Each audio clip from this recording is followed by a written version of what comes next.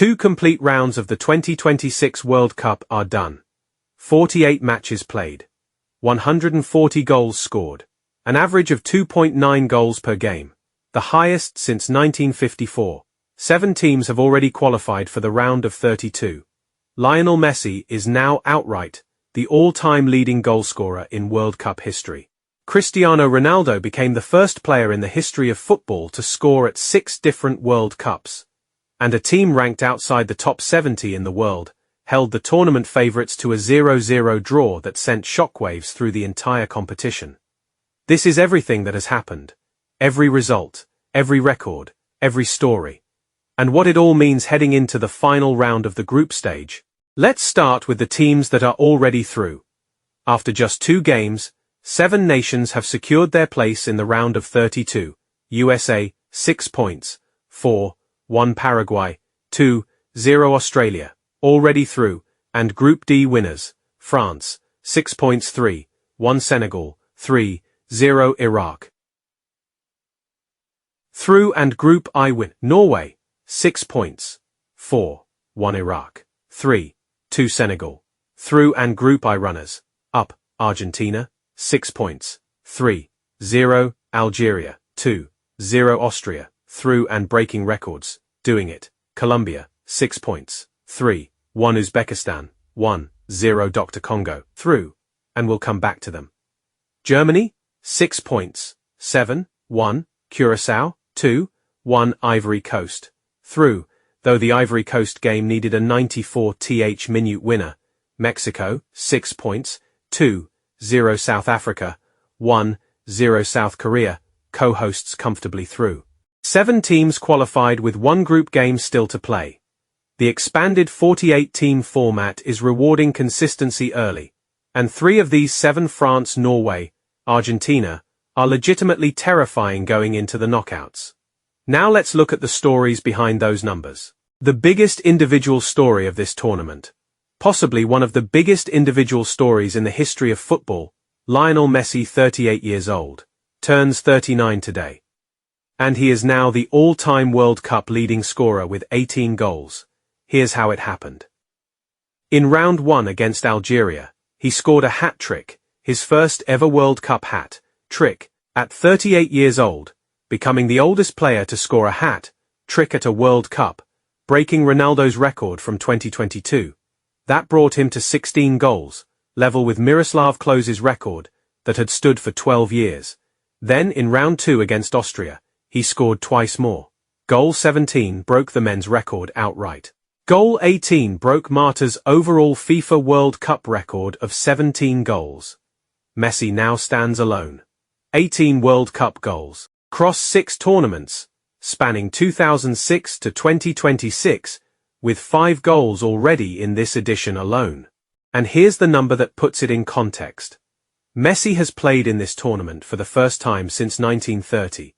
With Argentina already through to the knockouts, after just 2 group games, with him having scored 5 goals, at the age of 38 years, and 363 days. Whatever side of the GOAT debate you're on, this is not supposed to be possible. And while we're talking about legends breaking records, Cristiano Ronaldo, Portugal beat Uzbekistan 5-0, in round 2 after a disappointing 1-1 draw with Dr. Congo in round 1. And Ronaldo scored twice. In doing so, he became the first player in the history of the sport to score at 6 different World Cups. 2006, 2010, 2014, 2018, 2022 of this tournament. Because Messi has 18 goals and Ronaldo, now at 13, is mathematically still in the race. 2 legends in their final World Cup, both still scoring, and potentially on a collision course in the knockouts if the bracket lines up.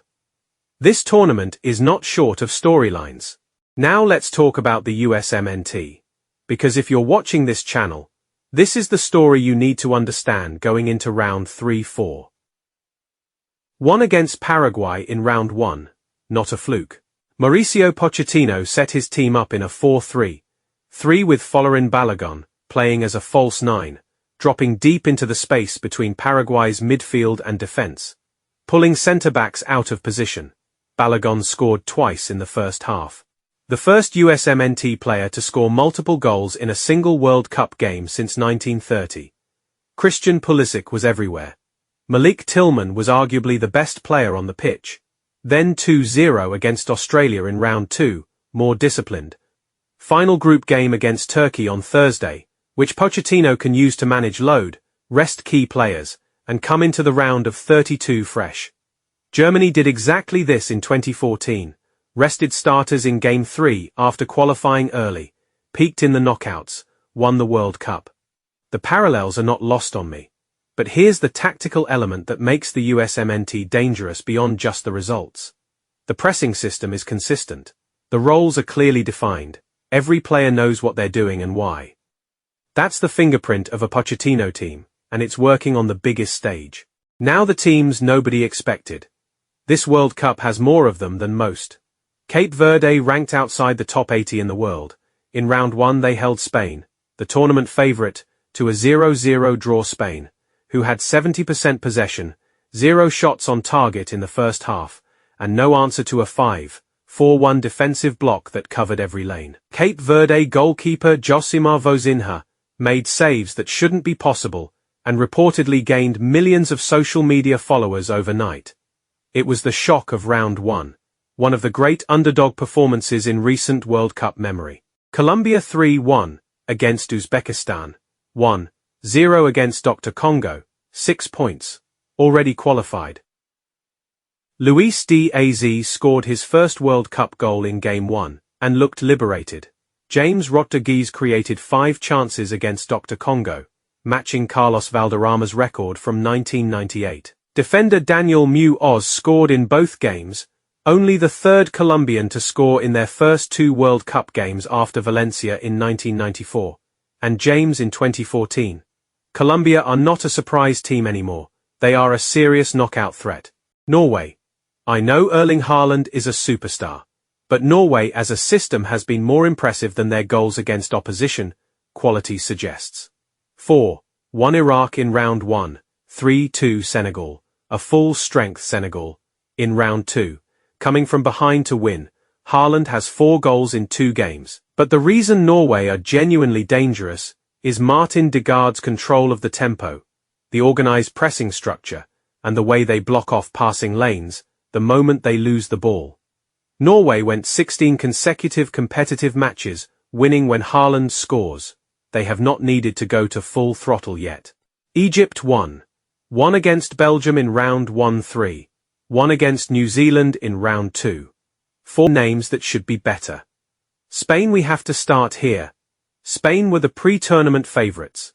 They drew 0-0 with Cape Verde in round 1. A nation ranked outside the top 80. 0 shots on target in the first half. Their passing patterns were completely predictable, and Cape Verde just sat in their defensive shape and waited. It was the worst performance by a tournament favourite in recent World Cup history. They recovered, 4-0 against Saudi Arabia, in round 2, with Lamine Yamal scoring in the 10th minute, in what was his first ever World Cup goal. But Yamal came off at half-time. Neither Spain nor their coaching staff gave a clear reason why. And Spain immediately looked less threatening when he left the pitch. That's the problem. Spain's entire offensive identity runs through 117-year-old. The teams in the knockouts that have studied that Cape Verde tape already know what to do. Sit deep, block the lanes, and hope Yamal has a bad day or goes off injured. England 4-2 against Croatia. In round 1 was exciting. Harry Kane scored twice. Jude Bellingham was brilliant. But England nearly threw away a 2-0 lead. And then in round 2, they drew 0-0 with Ghana. Ghana, who were without their best player in Mohamed Kudus. England had Kane, Bellingham, Bukayo Saka, and could not score against a team sitting in 2 defensive blocks. Thomas Tuchel has an attack that can win games, but England's inability to break down a deep defensive structure has been their problem for years. It hasn't been solved. And, in the knockouts, every team will set up that way. Brazil, 4 points likely through. But this is not a Brazil team that looks like it's winning the World Cup. The 1-1 with Morocco in round 1 was a game they should have won. Vinicius Jr. has been dangerous in moments, but brilliant defensive organizations keep neutralizing him. Brazil don't have a clear pressing system. They don't have a defined striker. There is no coherent tactical identity to this team.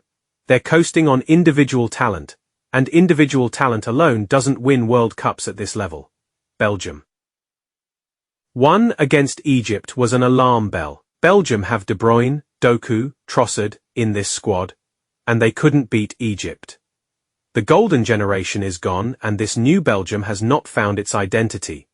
They've been disorganized and too easy to play against. Group A. Mexico 6, PTS. Through South Korea 3 PTs in second. Czechia and South Africa, both on 1 PT fighting for third place points. Group B. Canada 4 PTS, Switzerland 4 PTS, level at the top. Very competitive final day. Group C. Brazil 4 PTs, Morocco 4 PTS. One of the most fascinating final match days of the group stage. Scotland 3 PTS, still mathematically alive. Group D. USA through. Paraguay 3 PTs. Australia 3 PTS, fighting for second. Turkey on 0. Group E. Germany through. Ivory Coast 3 PTs in second. Ecuador on 1 PT. Group F. Netherlands 4 PTS, Japan 4 PTS, completely even. One of them is group winner, one could still go out. Group G. Egypt 4 PTS, Belgium and Iran yet to play their round 2 game. Still very open.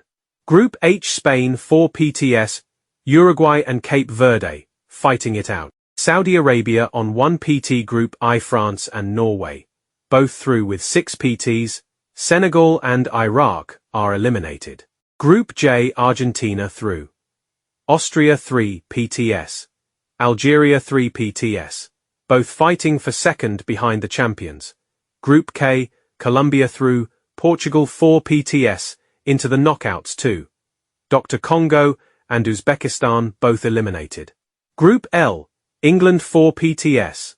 Ghana 4 PTS, level on points, level on goal difference. Croatia 3 PTS still alive. Final round will be dramatic. Going into this tournament my pick was France. After 2 rounds I'm keeping that. Here's why. Mbappe has 4 goals already. Matching closes 16, all-time for second place in history. Michael Ollis has been one of the players of the tournament, 3 assists already. France have 6 points, a strong goal difference, and they haven't been pushed yet. They have Barcola, Cherki, Dow in reserve. They have depth that no other team in this tournament can match, but the team that has risen most sharply in my estimation. Colombia, I didn't have them as a serious contender before the tournament. After 2 games, I think they're a genuine dark horse for the semi-finals. Luis Diaz and James Rodriguez together, with a solid defensive structure, are a very difficult combination to neutralize. That is every result and every story from rounds 1 and 2 of the 2026 World Cup. Round 3, the final group stage matchday, is underway right now, with groups A, B and C playing today. Groups C through L follow over the next 3 days, and the USMNT play Turkey on